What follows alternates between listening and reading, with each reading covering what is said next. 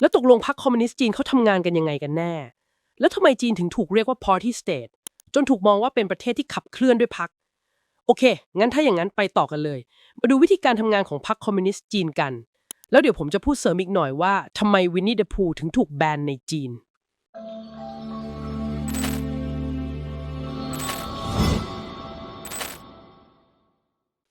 ก่อนที่เราจะพูดถึงวิธีการทำงานของพรรคคอมมิวนิสต์จีนหรือพกจ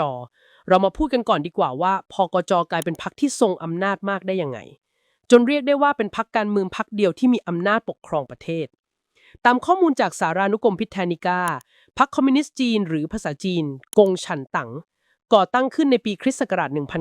1921 ในตอนแรกนอกจากจะเป็นพรรคการเมืองแล้วพกจยังถูกก่อตั้งขึ้นในฐานะขบวนการปฏิวัติด้วยหลังจากชัยชนะของกลุ่มบอลชีวิกในรัสเซียในปี 1917 การปฏิวัติในลักษณะเดียวกันก็ปะทุขึ้นในจีนในปี 1919 รู้จักกันในชื่อขบวนการ 4 พฤษภาคม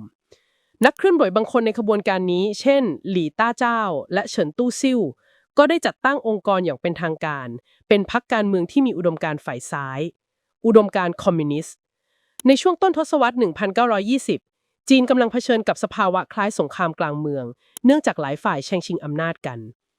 เมื่อเห็นสถานการณ์บ้านเมืองที่ปั่นป่วนซุนยัตเซนบิดาแห่งสาธารณรัฐจีนและผู้ก่อตั้งพรรคชาตินิยมก๊กหมินตั๋งจึงตัดสินใจชวนพรรคคอมมิวนิสต์มาร่วมเป็นพันธมิตรทั้งสองฝ่ายเคยร่วมมือกันอยู่ช่วงหนึ่งแต่สุดท้ายพันธมิตรก็ไม่สามารถยืนยาวได้ทุกอย่างเริ่มต้นจากเจียงไคเชกผู้นำกัวหมินตั๋งหลังจากซุนยัตเซนเจียงไคเชกเห็นว่าพรรคคอมมิวนิสต์จีนพคจกำลังได้รับความสนใจจากประชาชนมากขึ้นเขาจึงกลัวว่าตำแหน่งและอำนาจของเขาจะถูกแทนที่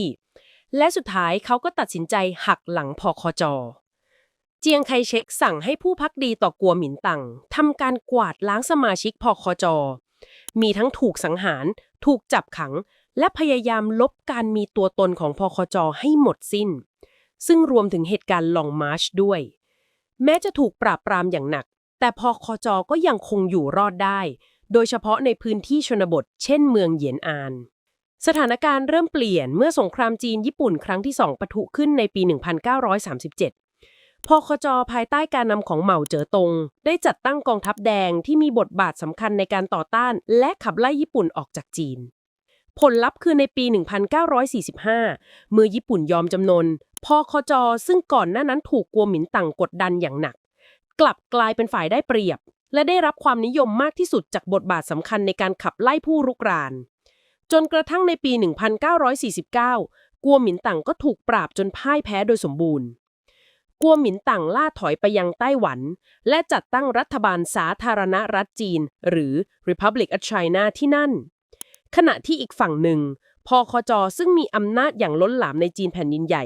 ก็ได้ก่อตั้งสาธารณรัฐประชาชนจีนหรือ PRC ซึ่งเป็นประเทศที่ปกครองโดยพรรคเดียวคือพรรคคอมมิวนิสต์จีนระบบพรรคการเมืองทำงานยังไงจนพรรคคอมมิวนิสต์จีนกลายเป็นพรรคที่มีอำนาจครอบงำประเทศ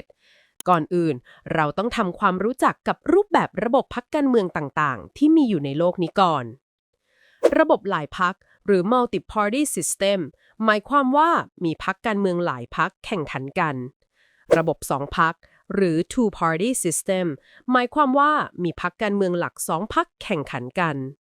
ระบบพรรคเดียวหรือ one-party system หมายความว่ามีพรรคการเมืองเพียงพรรคเดียวในประเทศนั้นๆจีนยึดระบบพรรคการเมืองเดียวโดยรัฐธรรมนูญอนุญาตให้พรรคหนึ่งเป็นพลังทางการเมืองเพียงหนึ่งเดียวที่สามารถจัดตั้งรัฐบาลและควบคุมประเทศได้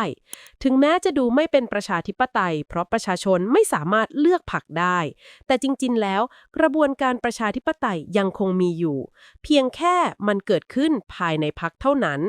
คำศัพท์ทางการเมืองคือประชาธิปไตยภายในพรรคหรือ intra-party democracy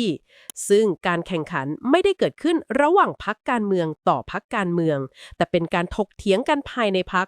ว่าใครคือบุคคลที่เหมาะสมที่สุดในการนำพรรคและแนวคิดใดที่ถือว่าดีที่สุดเพราะระบบประชาธิปไตยเกิดขึ้นภายในพรรคทำให้ผู้ที่สามารถมีส่วนร่วมในการลงคะแนนได้มีแค่สมาชิกพรรคเท่านั้นไม่เหมือนการเลือกตั้งในหลายประเทศที่ประชาชนทั่วไปสามารถไปลงคะแนนได้ในจีนสมาชิกพรรค ต้องผ่านกระบวนการหลายขั้นตอนก่อนจะสามารถกำหนดเลขาธิการพรรคคอมมิวนิสต์จีนได้ซึ่งเป็นผู้นำสูงสุดของพรรคทุกๆ 5 ปีสมาชิกพรรคจากหลายภูมิภาคจะเดินทางมารวมตัวกันที่ปักกิ่งเพื่อจัดการประชุมสภาคองเกรสพรรคระดับชาติที่มหาศาลาประชาชนขนาดงานมักมีสมาชิกพรรคประมาณ 2,500 คนจากหลากหลายอาชีพแรงงานดารานักธุรกิจนายกรัฐมนตรีเป็นต้นโดยทั่วไปวันแรกจะเป็นการแถลงรายงานทางการเมืองจากเลขาธิการพรรคซึ่งเป็นสรุปผลงานตลอด 5 ปีที่ผ่านมาและแผนยุทธศาสตร์สำหรับอนาคตแต่สิ่งที่น่าสนใจก็คือรายงานนี้มักจะถูกนำเสนอด้วยถ้อยคำเชิงนามธรรมเช่นตัวแทนทั้ง3หรือเสริมสร้างความมั่นใจในตนเองไม่ได้ลงรายละเอียดแบบตรงไปตรงมาว่าจะใช้งบเท่าไหร่หรือมีเป้าหมายเชิงตัวเลขอะไรบ้างหลังจากรายงานจบนักวิเคราะห์การเมืองจีนจะตีความทิศทางนโยบายของจีนจากถ้อยคำเชิงนามธรรมเหล่านั้นคล้ายการถอดรหัสผู้เข้าร่วมประชุมเองก็เช่นกันพวกเขาจะศึกษาสุนทรพจน์เพื่อลงคะแนนแม้ในยุคของสีจิ้นผิงสมาชิกส่วนใหญ่ก็มักจะเห็นด้วยตามมติพรรคอยู่แล้ววาระที่ 2 คือการแก้ไขรัฐธรรมนูญของพรรคซึ่งก็เป็นเพียงการนำเสนอด้านอุดมการณ์เท่านั้นหลังจากนั้นในวาระที่ 3 ซึ่งเป็นไฮไลท์ของงานจะมีการเลือกสมาชิกคณะกรรมการกลางประมาณ 200 คน1 วันหลังจากคณะกรรมการกลางได้รับการเลือกพวกเขาจะจัดการประชุมเต็มคณะเพื่อเลือกสมาชิกโปลิตบูโรซึ่งเป็นองค์กรสูงสุดที่มีหน้าที่ออกกฎและตัดสินใจที่สำคัญที่สุดปัจจุบันมีประมาณ 25 คนสุดท้ายหลังจากโปลิตบูโรถูกจัดตั้งขึ้นแล้วพวกเขาจะเลือกเพิ่มอีก 7-9 คนเพื่อเป็นคณะกรรมการประจำของโปลิตบูโรและจาก 7-9 คนนี้จะมีการเลือก1คนขึ้นเป็นเลขาธิการพรรคคอมมิวนิสต์จีนผู้นำสูงสุดของพรรคระบบนี้เคยทำงานได้อย่างเหมาะสมในอดีตหลังจากเหมาเจ๋อตงถูกแทนที่โดยเติ้งเสี่ยวผิงและผู้สืบต่อของเขาได้ใช้ระบบที่ค่อนข้างยุติธรรมมากขึ้นซึ่งอำนาจไม่ได้กระจุกอยู่ในคนคนเดียวในช่วงนั้นตำแหน่งประธานาธิบดีจีนยังสามารถถูกครอบครองโดยบุคคลอื่นที่ไม่ใช่เลขาธิการพรรคคอมมิวนิสต์ได้ตำแหน่งอื่นๆก็เปิดกว้างมากขึ้นเช่นกันในระดับประเทศจีนยังมีสภาประชาชนแห่งชาติซึ่งมีหน้าที่เลือกประธานาธิบดีจีนแม้ว่าจีนจะใช้ระบบพรรคเดียวแต่ก็ยังมีพรรคอื่นๆอยู่ในประเทศจีนด้วยนะคะเพียงแต่พรรคเหล่านั้นไม่ได้เป็นคู่แข่ง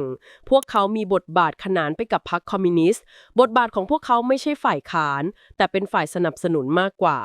เนื่องจากพรรคอื่นๆมักจะมีบทบาทสนับสนุนผู้ที่ได้รับเลือกเป็นประธานาธิบดีจีนจึงมักเป็นผู้นำพรรคคอมมิวนิสต์ดังนั้นการลงคะแนนของสภาประชาชนแห่งชาติจึงมักดูเหมือนเป็นเพียงพิธีการเพราะทุกคนก็รู้อยู่แล้วว่าใครก็ตามที่ได้เป็นเลขาธิการพรรคคอมมิวนิสต์ก็มักจะได้เป็นประธานาธิบดีด้วยหลังจากที่สีจิ้นผิงขึ้นสู่อำนาจกระบวนการต่างๆก็เริ่มเปลี่ยนไปอย่างเห็นได้ชัดเขาต้องการควบคุมจีนในหลายด้านจริงๆเช่นการแก้รัฐธรรมนูญเพื่อให้สามารถเป็นประธานาธิบดีตลอดชีวิตซึ่งถือว่าแปลกพอสมควร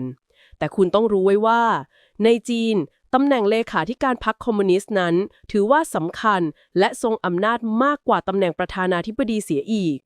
ตัวอย่างเช่นกองทัพจีนรายงานตรงต่อเลขาธิการพรรคคอมมิวนิสต์ไม่ใช่ประธานาธิบดีป้ายทะเบียนรถของเลขาธิการพรรคจะเป็นเลข1ส่วนของประธานาธิบดีจะเป็นเลข2พกจ.ยังมีระบบศาลของตัวเองด้วยแยกจากระบบศาลของรัฐบาลด้วยนะคะแม้แต่สีจิ้นผิงเองเขาก็ชอบให้เรียกเขาว่าเลขาธิการพรรคคอมมิวนิสต์และผู้นำกองทัพมากกว่าประธานาธิบดีจีนเพราะตำแหน่งประธานาธิบดีถูกมองว่าเป็นเพียงพิธีการฟังดูแปลกใช่ไหมคะใครจะคิดว่าตำแหน่งประธานาธิบดีอาจไม่สำคัญที่สุดผู้หมีตัวนี้ถูกแบนในจีนจริงไหมคำตอบคือจริง